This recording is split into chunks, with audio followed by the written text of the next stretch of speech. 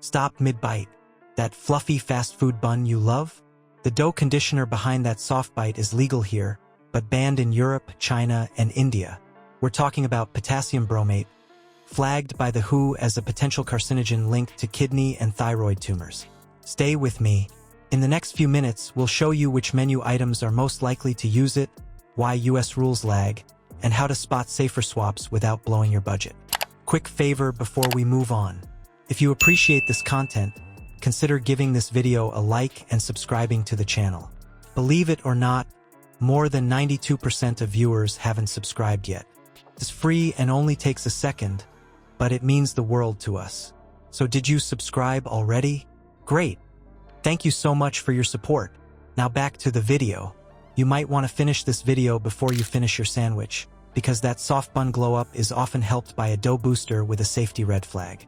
Let's start with why chains chase that texture. They need buns that look the same in every store, rise tall, stay soft after a truck ride, and don't go stale by lunch rush. Dough conditioners make that happen. They speed up mixing, smooth out rough flour, and keep volume high even when the wheat crop is weak or the dough sat a bit too long. Here's the kicker. The same helper, potassium bromate, is banned in Europe, China, and India, but it's still allowed here. Labels at restaurants are thin. When ordering at the drive-thru, customers are usually thinking about what they're eating, not the packaging their food comes in. Well, you might want to think again.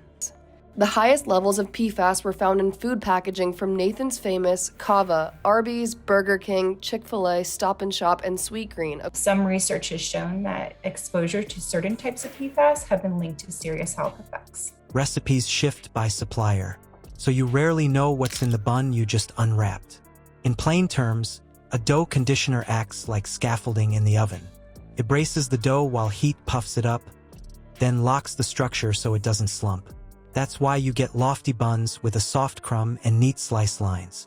Health-wise, there's a flag you should know.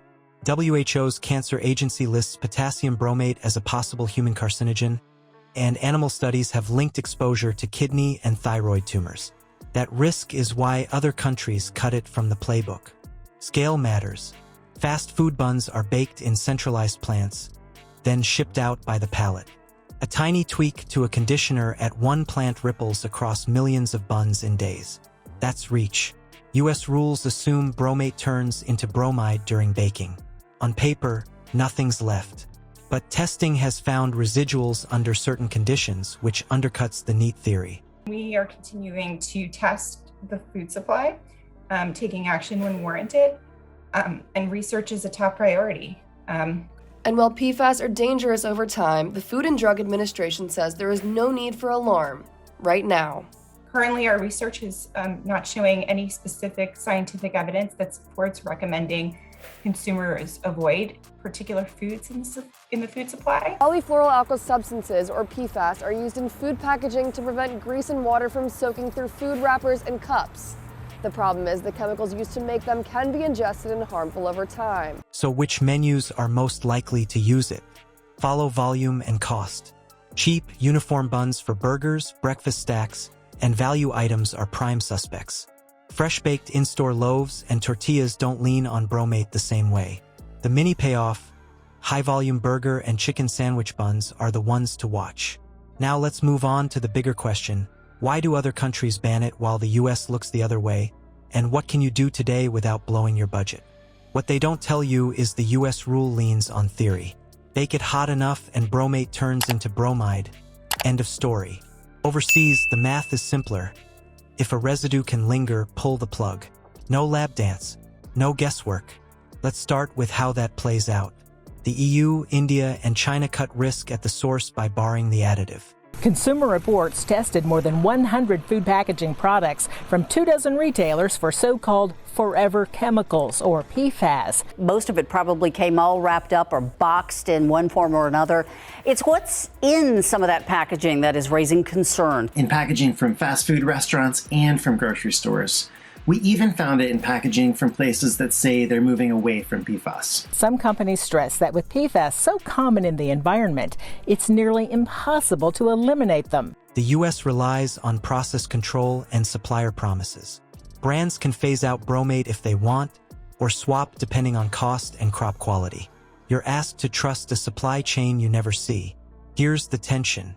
Chains want lofty buns at commodity prices. Regulators move slow. Sourcing is opaque. And the menu board by the register doesn't list dough conditioners. So you're buying texture with no clear label. You do see a contrast in the grocery aisle. Some breads call out no bromate right on the bag to win your cart. Fast food menus don't hand you that clarity at the counter. You need to dig for PDFs on their sites, and those change when suppliers change. Consumer pressure works. Independent tests and NGO scorecards have already pushed chains to rethink PFAS in wrappers. The same playbook can target bromate in buns. Public scorecards, test results, press attention. Companies listen when it hits brand trust. Think of it like rain gear. Other countries take away the storm. We hand you an umbrella and hope it doesn't flip inside out. So if PFAS are in the packaging, are they in your food? PFAS can migrate from packaging into food you eat, like that burger wrapped in paper that contains PFAS or that salad in a molded fiber bowl. In general, PFAS don't break down in the environment, and they've been linked to serious health problems such as increased risk of some cancers, lower immunity, and liver damage. That people who eat takeout regularly may have higher PFAS levels in their blood. Of all of the packaging tested, it's eggs that had some of the highest levels of PFAS. The substance is used to make the packaging grease resistant. Some research has shown that exposure to certain types of PFAS have been linked to serious health effects. So how do you lower risk and still hit the drive-thru? Start with the paper trail. Ask for the ingredient PDFs on chain sites and search for potassium bromate or bromated flour. Choose items on tortillas, wraps, or lettuce. Pick spots that bake in-house or advertise bromate-free. Go for bowls or salads over buns. For home fixes, grab grocery buns that state no potassium bromate and build your own. Keep the budget tight. Stick to value menus but swap the bun. Add rice, beans, or a baked potato where offered. Dine in to cut contact with grease-proof packaging.